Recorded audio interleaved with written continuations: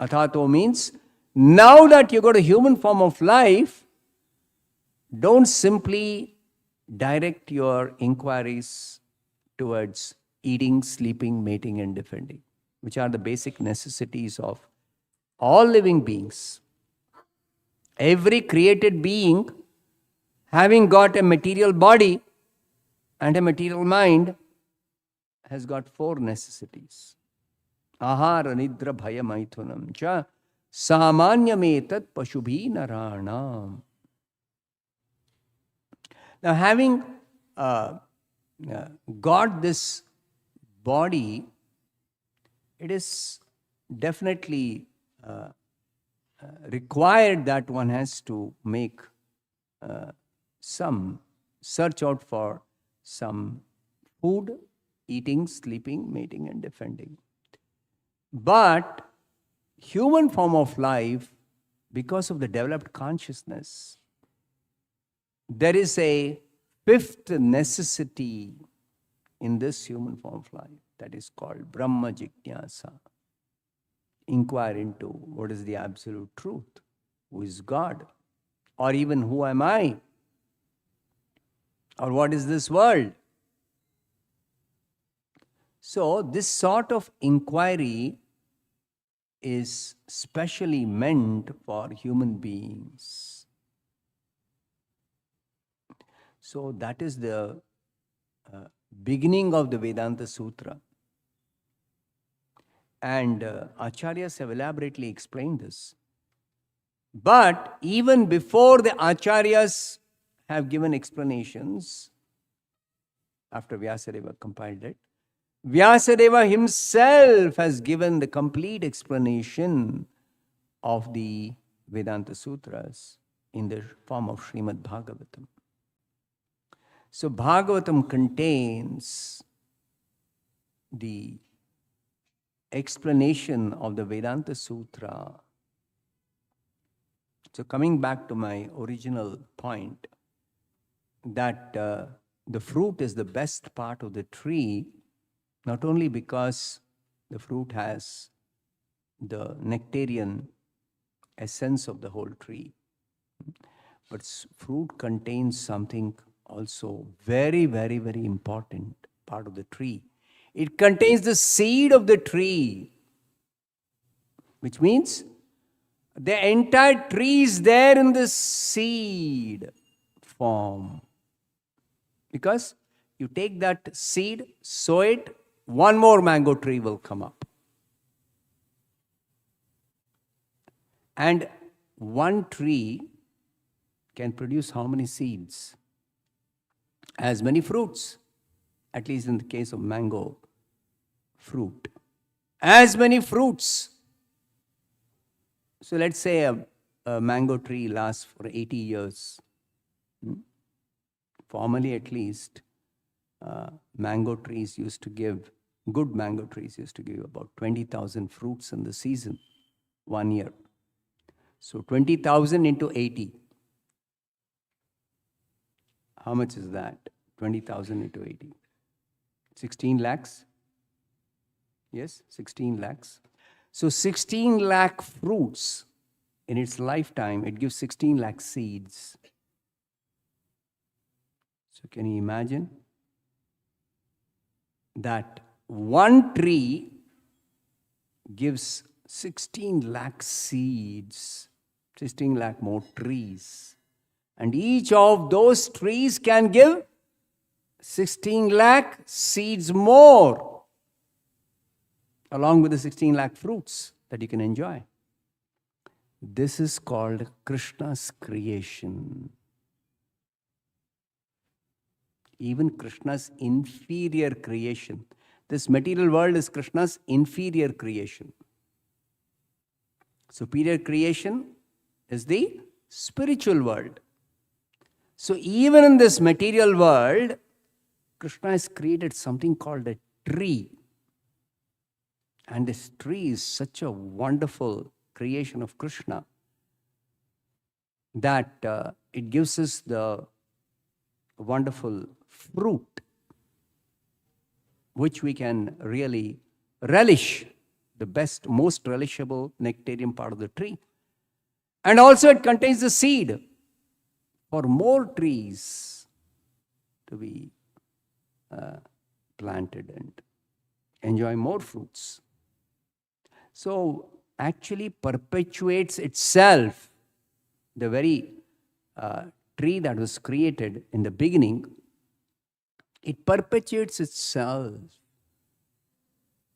without having the necessity of creation being done again and again and again. That's also Krishna's speciality of creation.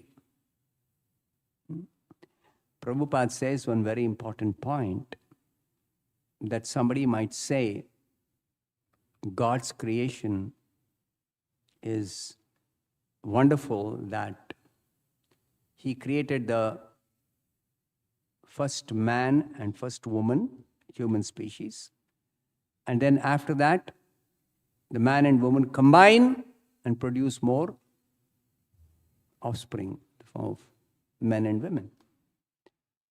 So the atheistic argument is, what's so great about that particular type of creation?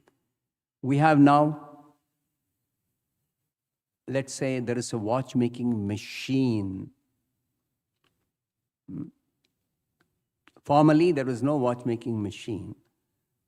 So they used to hand produce watches. Even now in Switzerland, I heard they have the cottage industry kind of thing, that they hand produce watches. And Switzerland watches are very accurate and very famous for their quality. But now they have machines also which can produce watches. So the atheistic argument is, God's creation is like our creation of a watchmaking machine. A watchmaking machine keeps on producing watches. You don't have to depend on one watch to produce another watch, independent of the product. Whereas Krishna's creation, okay, He has made the first humans, but the subsequent humans, the humans who are born or who were created, they have to produce the next humans.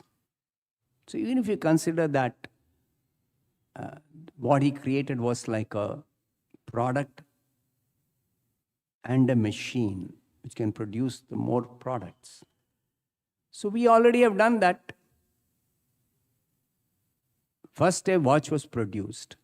Then we made a machine that can produce the watches. But Prabhupada says the speciality of Krishna's creation is not just that He has produced a watchmaking machine which can make watches. No. He has produced a watchmaking machine which can produce another watchmaking machine. Please try to understand this point.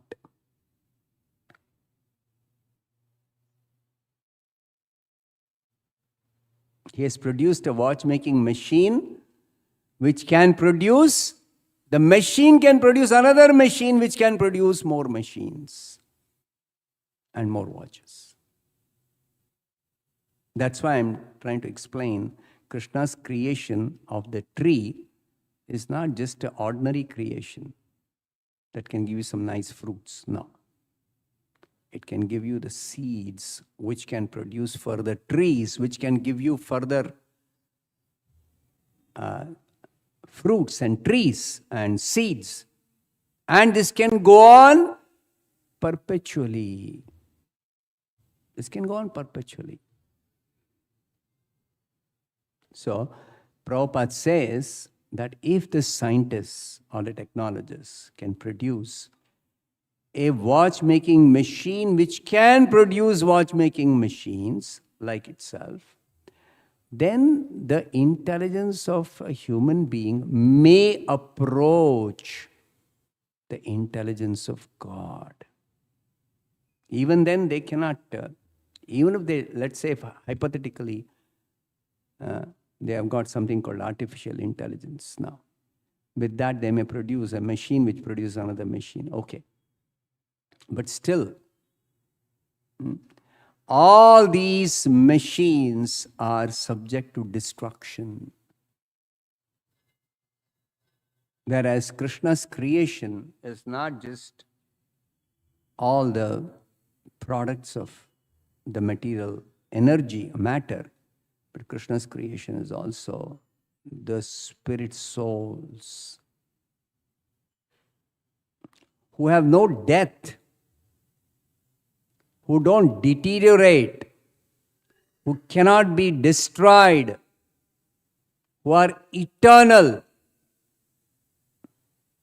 Who can produce that?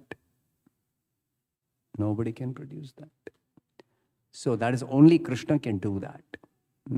So therefore, even the most intelligent human being, most advanced technology, cannot actually duplicate Krishna's creation. Not possible. It's impossible. So, Vyasadeva has given us the Srimad Bhagavatam, which contains the essence of the Vedic wisdom, which is given in the Vedanta Sutra, or explained a little more detailed in the Upanishads, in the form of Bhagavatam. It is simultaneously the essence of the Vedic wisdom, because it's the explanation of the Vedanta Sutra, or the presentation of the philosophy of the Vedas. And it also contains the most nectarian portion of the Vedic tree of knowledge, in the form of the mature fruit, the relishable. Shukamukhad amrita drava samyutam. And even the presentation of these wonderful narrations is not just that, okay, now I'll tell you a story. Okay? The first story is about Yayati. I'm taking an example. And then after that, I'll tell you another story of Parikshit. No, it's not presented as a bunch of stories, one after another, or narrations. No. It's, first of all, it's not chronological. The disappearance of Krishna appears in the first canto.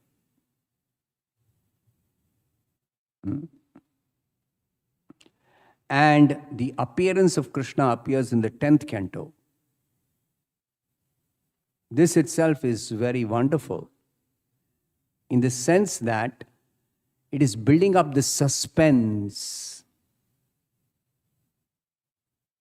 Building up the suspense for you to follow the storyline.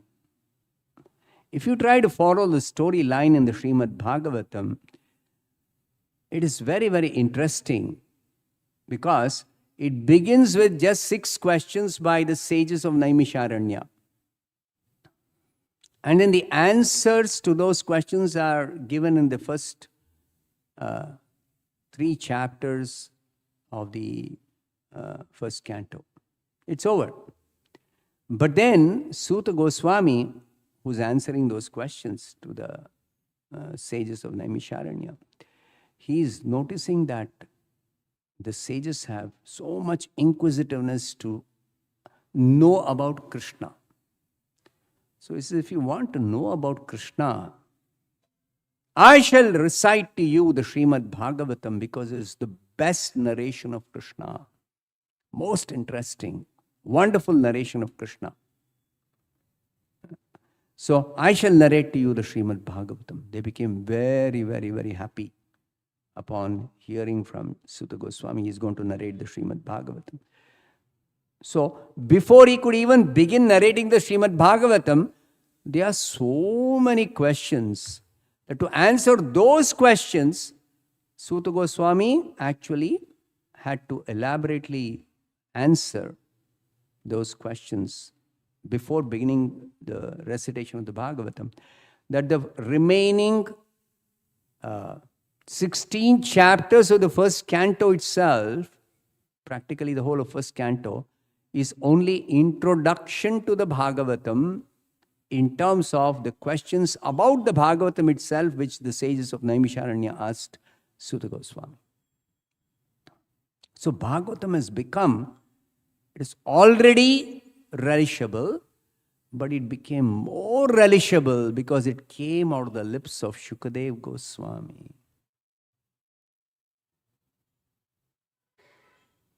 Shukamukhad amrita drava samyutam. Amrita is nectar. Nectar is relishable. It's very, very relishable. But when that nectar is presented in the form of drava, drava literally means liquid. It's not liquid. Prabhupada describes in the first canto, in the word for meaning drava, as semi-solid and very, very soft and pliable, that you put in your mouth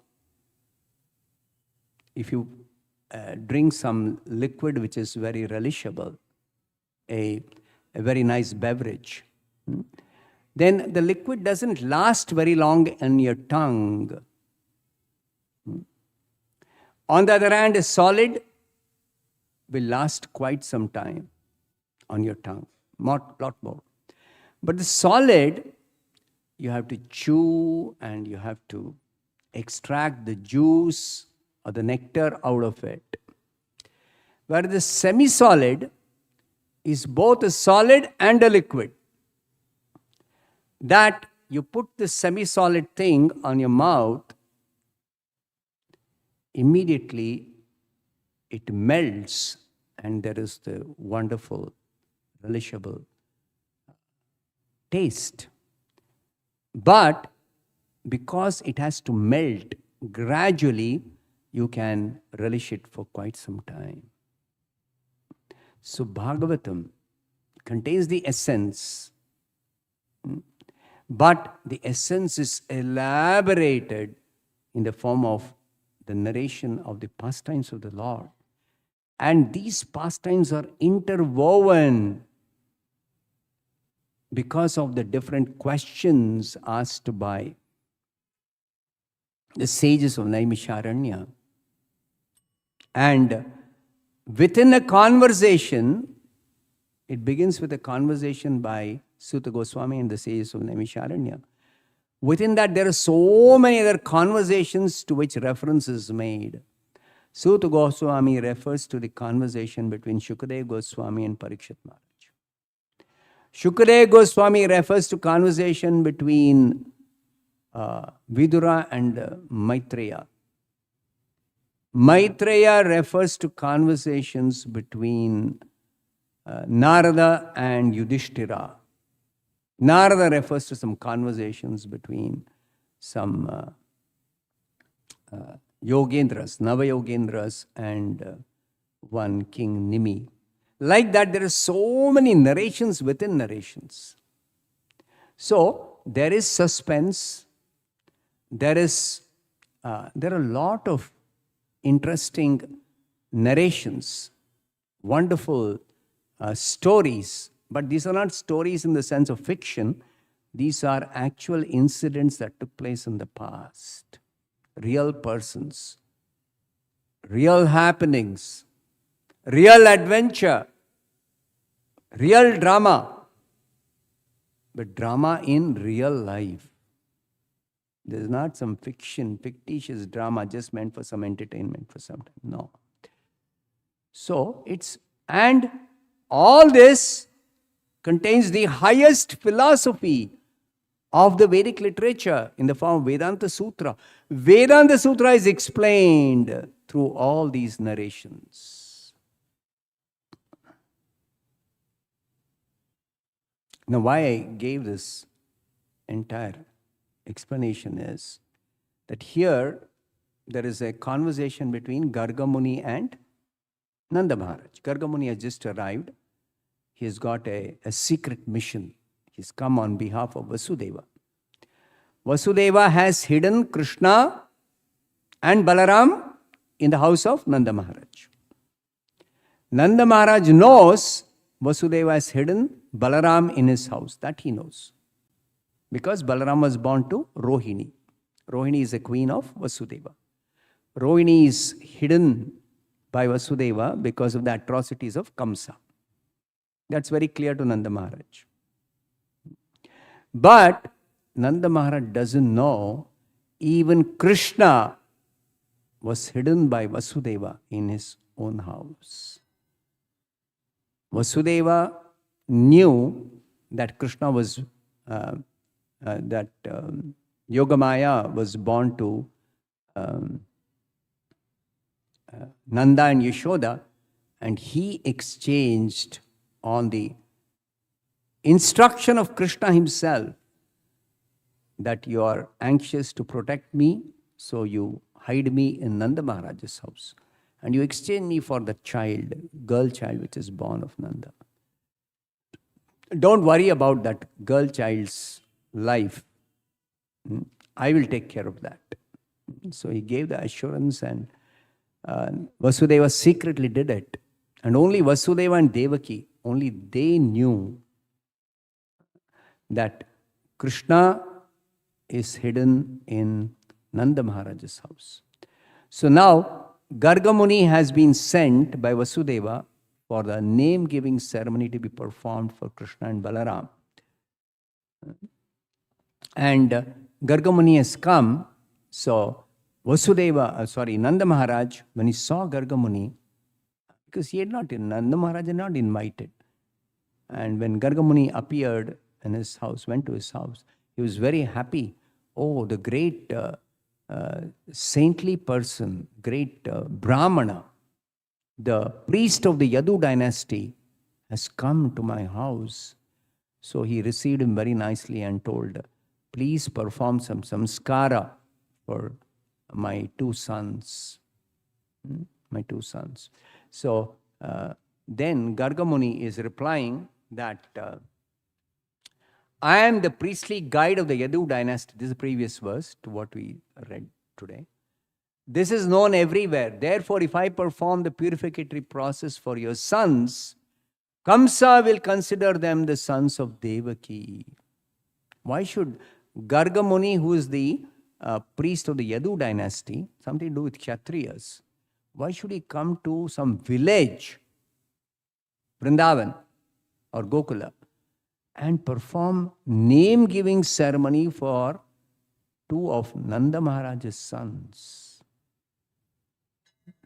And the clue is that what is the truth about Krishna and Balaram, whose sons they are, will be known to Kamsa, who's actually on the lookout for the 8th child of Devaki, who's born somewhere else, and is actually waiting to kill Kamsa, growing up, and maybe grow up sufficiently and then kill Kamsa, something like that.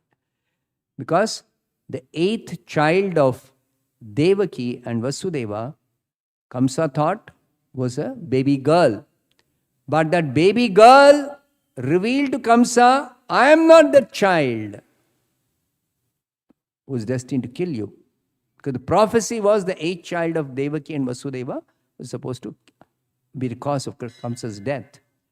So Kamsa suddenly became terrified that, oh, the child who was supposed to take birth as the 8th son of, or 8th child of Devaki and Vasudeva is born somewhere else.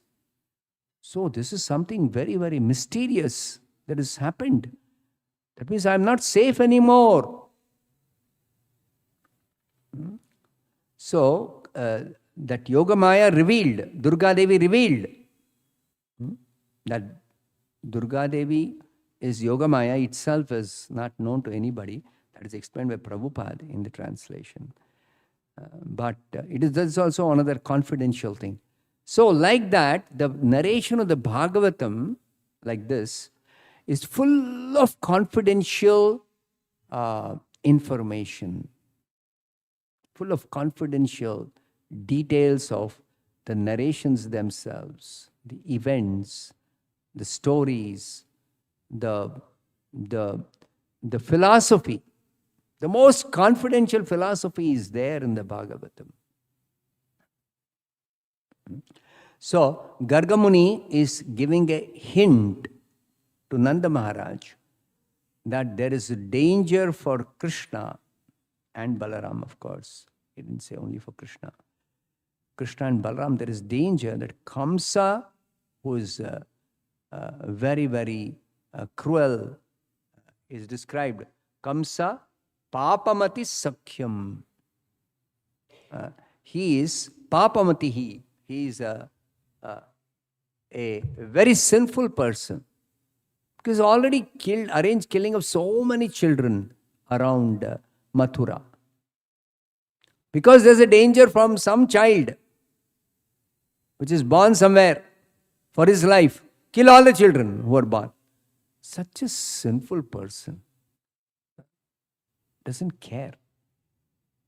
Very, very sinful person. Papamatihi. That's well known.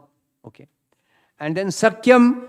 He is a great diplomat. He's not a foolish person, so to speak. Simply rashly kill all the children to save himself. No. He's also a diplomat. So diplomat means he's a Kshatriya. He's intelligent. That means what is explained as his diplomacy is that he heard from Yogamaya, that is the daughter of Devaki, that the child who will kill him is already born somewhere else. So first thing he would have done, what he would have done is, he would have called an expert astrologer. And those days, astrologers were all necessarily Brahmanas. So he's called an expert astrologer and tried to find out some more details about the 8th child which is supposed to be born of Devaki. The astrologer would have calculated and told, actually the 8th child of Devaki is not a girl. And that was evident to Kamsa because that 8th child whom he tried to kill, the baby girl, herself revealed, she appeared in the form of Durga. So she said, I am not the child. 8th child of Devaki and Vasudeva. So who is the 8th child? So then the astrological calculation said, the 8th child of Devaki and Vasudeva is actually a male child. Astrology can reveal all this. Astrological calculations, they can reveal. So from the astrologers, he would have found out, it's a male child, it's not a female child. So where is that male child? And then something more for Kamsa to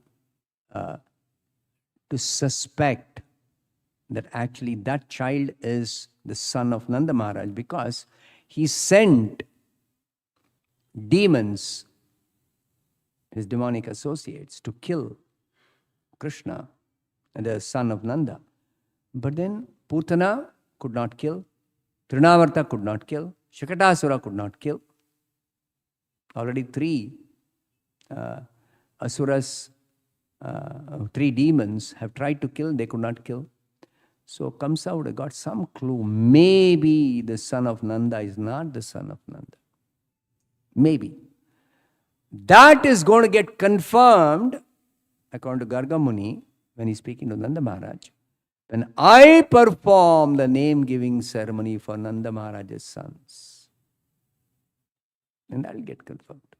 And actually, the sons of Nanda Maharaj are not the sons of Nanda Maharaj, they are the sons of Vasudeva and Devaki. Ashtamo, Devakya Ashtamo Garbho. The 8th child of Devaki. That is the most important thing. That is the cause of, going to be the cause of Kamsa's death, according to the prophecy. So that Ashtama Garbha, the 8th child of Devaki, is actually this hiding in Nanda Maharaj's house as the son of Nanda. So all this is the reason why Garga Muni is telling that I cannot perform this name-giving ceremony for your sons, public, like a public function, it has to be done secretly. And that will be described in the later verses. So here, he's giving the reason why it has to be done secretly. That there is a danger for Krishna's life because Kamsa may come to know that Krishna is not your son, but son of Vasudeva and Devaki. So therefore, I don't want to do this name-giving ceremony as a public function. I'll do it secretly. He had another reason why he wanted to do it secretly, not only because of danger for Krishna's life, because Vasudeva had sent him to do it secretly, because Vasudeva wanted to keep it confidential that his son is actually hidden by him in the house of Nanda Maharaj. So Kamsa will not come to know. That is Vasudeva's another reason. He sent Gargamuni to confidentially perform this samskara for his two sons. So in this way, the explanation is given by Prabhupada in the purport that Gargamuni is giving a reason why that the name-giving ceremony which Nanda Maharaj wants Gargamuni to do should not be done publicly, but should be done as a secret samskara. So further the descriptions will be given in the later verses. So I'll stop here. Grantaraj Srimad Bhagavatam ki jai, Srila Prabhupada ki jai.